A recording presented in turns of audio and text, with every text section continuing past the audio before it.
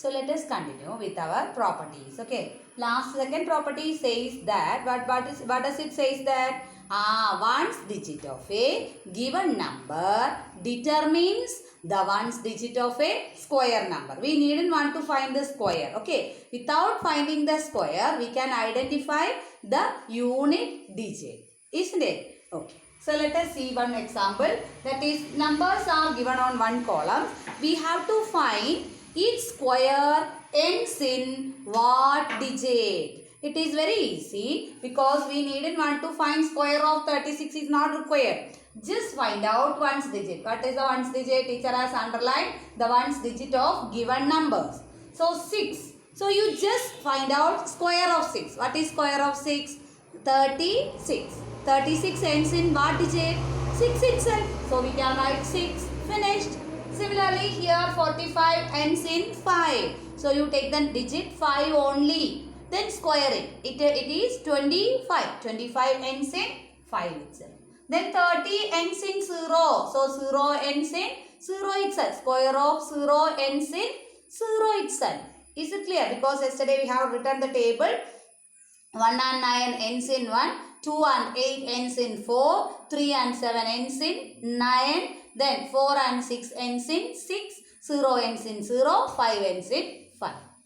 Is it okay? Let us move to our property 3. Property 3 is actually coming under the section of patterns. Okay. How to solve the pattern easily. Using this property 3, we can solve the patterns easily. And it is written, what does it say that? They says that the sum of consecutive odd numbers can easily find out using the property of squares of numbers. Okay, how is it? Look at here. 1. 1 is the first odd number. So, teacher has taken only one odd number. That can be written as square of 1, one digit. Square of 1 equal to 1 itself. Then teacher has taken two odd numbers and their sum 1 plus 3. Instead of adding these two, how many digits has taken here? 2 digits has taken here. So we can write it as 2 square, which is equal to 4. When teacher is taking 4 odd numbers at a time, sum of first consecutive odd number starting from 1 needed. Okay. Sum of first 4 consecutive odd numbers can be written as 1, 2, 3, 4 odd numbers are there. Can be written as 4 square. What is 4 square? 16. Finished. Is it okay? You can expect a reverse question also. Okay. They have given to you which odd numbers add up to 1? 1 alone. Which odd numbers add up to 4? 1 plus 3. So here they have asked you the question, which odd numbers add up to the following? And there are two questions. One is 64 and other one is 169. When it is 64, can you do it one by one? It is time consuming, isn't it? 1 plus 3 plus 5 plus 7, like that way, then count it how many times coming. It's very lengthy process. The easiest method is, which are the odd numbers whose sum is equal to 64? That is our question. So in order to solve this one, find out which number square is 64. It is very clear. It is 8 square. Square of 8 is 64. So 8. 8 is the number. Square of the number is 8 here, isn't it? So how many odd numbers are required to us?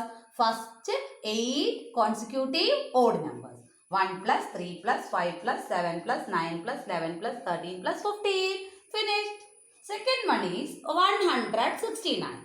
So think about which number square is 169, and it is 13 square. You have to by heart take the back side of your mathematics notebook. You write in one column numbers up to 20, 1 to 20, and square of these numbers in the second column. By heart squares of numbers from 1 to 20. Okay, otherwise it is time consuming. Okay, so in order to make it easy, what you have to do by heart guessing. So 169 is representing 13 square. So we can write 13 square means 13 odd numbers are needed. So count it 1, 3, 5, 7, 9, 11, 13, 15, 17, 19, 21, 23, 25. 13 odd numbers as taken. Is there any doubt? Is it clear to you? Okay, let us move to next property. Now let us move to our checkpoint. Question number 2. You have to do it as homework. That is sum of consecutive odd numbers. Sum of consecutive odd numbers is equal to count how many odd numbers are there. If it is n, you can write n square. If it is 3, 3 square. If it is 5, 5 square, etc. Like that. Okay. So do it yourself. 2 questions. Then question number 3. Checkpoint. Question number 3 is without actual calculation, without doing squares, what you have to do? Find the value of the following. And there are 3 questions actually. Teacher is doing only 1 question. And the question is B question. 235 whole square minus 234 whole square given. Square of a number minus square of another number. And see, it has a speciality also. 235 and 234 are consecutive numbers. Okay, consecutive consecutive numbers. Isn't it? What is the difference between these two? 1 only. Isn't it? So, square of a number minus square of another number can be written as sum of numbers into difference of numbers. Difference of squares of 2 numbers can be written as sum of numbers into difference of numbers. So, numbers are which one? 235, 234. Sum of these two together is 469. And what is the difference? That is teacher told you. Consecutive numbers. So, what is the difference of these two? 1. And this is applicable for all the numbers. Okay. Difference of squares of 2 numbers. That is an identity. A square minus B square can be written as A plus B, A minus B. But here A minus B is always 1. So, 469 into 1 is without any doubt 469 itself. Okay. Go through with other 2 questions yourself. Question number 4. Checkpoint question number 4. Reverse of this one. Number is given. 469 like that way given. You have to represent this in the form of 235 square minus 234 square. Like that. The reverse of this one. That is, write the following numbers as the difference of squares of 2 consecutive natural numbers. So, for that given number is 269. There are 3 questions again. Teacher is taking A question. A means it is B actually, I think. This is B question. B from your textbook, 261. So, 261 directly you can't write, you can't imagine. What are the numbers? How to represent this as the difference of squares of 2 consecutive numbers? We can't write directly. So, what we have to do? We have to apply a method because we are going to consider this in the form of n plus 1 the whole square minus n square format is needed. Open it using identity. A square, 2ab, b square, then minus n square. N square and n square will cancel. What does it remain? 2n plus 1 only remains to us. 2n plus 1. Is it okay? So, teacher is writing the given number 261 equal to 2n plus 1. Then transpose 1 to right side. We have 2n equal to 260 for us. So, 2n 260 means what is n? Half. 130. Then we can represent 261 as just add 1. N plus 1 needed now. So 131 square minus 130 square. Let us do one more question from it. That is our C question actually. C question 65 given. So same as previous one. We can consider 2n plus 1 65. Transpose 1 to this side. We have 2n equal to 64. 2n 64 implies n how much?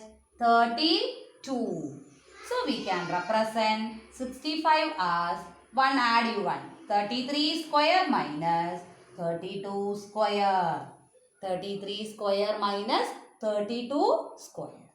Okay, or if you needn't want to do like that way, you can imagine and you can write subtract 1 from the given number. Subtract 1. 64. Divide by 2. How much? 32. Then you think about one number more. 33 square minus 32 square. Or how do you form? If you get 32, which is the next number to get 65? 33. Like that way also you can think. Subtract 1, first step. Divide by 2, second step. You will have an answer now. Then just add and write. That is add 1 and write 33 square minus 32 square. Finish. Is it okay? Complete till this. Thank you.